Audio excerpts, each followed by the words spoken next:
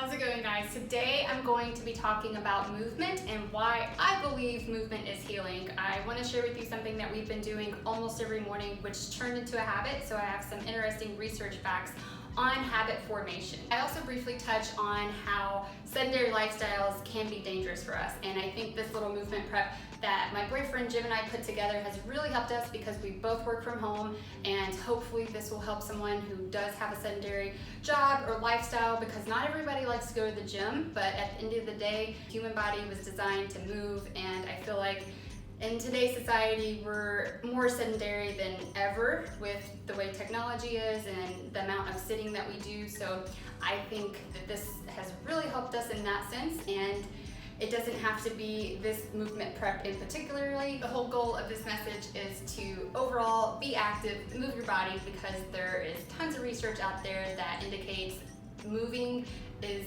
the best thing that we can do. So this movement prep formulated when Jim and I were moving across the country from Portland, Oregon to New York City. He was driving his motorcycle, I was following along behind him. This was over the course of 2 weeks, so you can only imagine this was not kind to our bodies. We woke up every day sore and stiff. So each morning we started incorporating this movement prep, and these are movements that we have used in the past, either for previous injuries or stuff we have learned along the way, and we integrated them into this one cohesive flow that worked really well for us.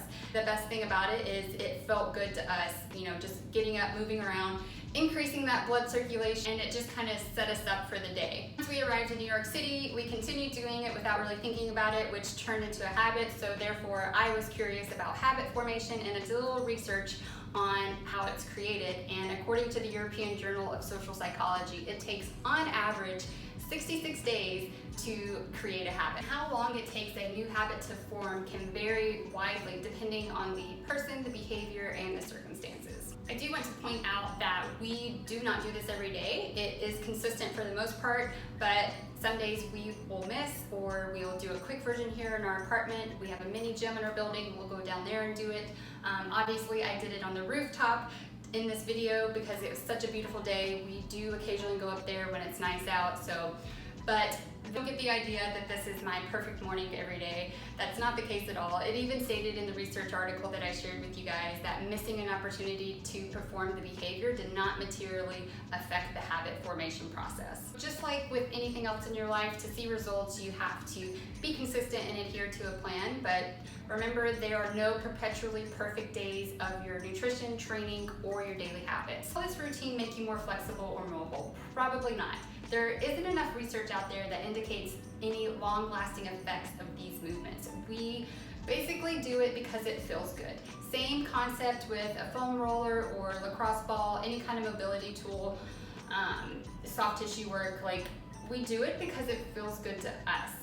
So even though there's not a lot of empirical data on foam rolling or any kind of mobility work, if you like doing it, do it. But if you are struggling with mobility issues, my suggestion would be to get under the barbell or incorporate more empty barbell work, because at the end of the day, added resistance is going to help you get in those optimal positions more so than foam rolling your lats all day, because I think there's a time and place for that. When it comes down to specificity, doing the actual movement itself is going to help you in the long run. The way to ensure more movement is setting timers every hour, every 2 hours, to get up and either do a little movement or walk or stand for at least 5 to 10 minutes. Standing alone uses more muscles and burns up to 30% more calories than sitting does. Standing throughout the day has been shown to increase circulation, your focus and productivity, and your overall mood. So enjoy your coffee break standing up, walk around the office a few times,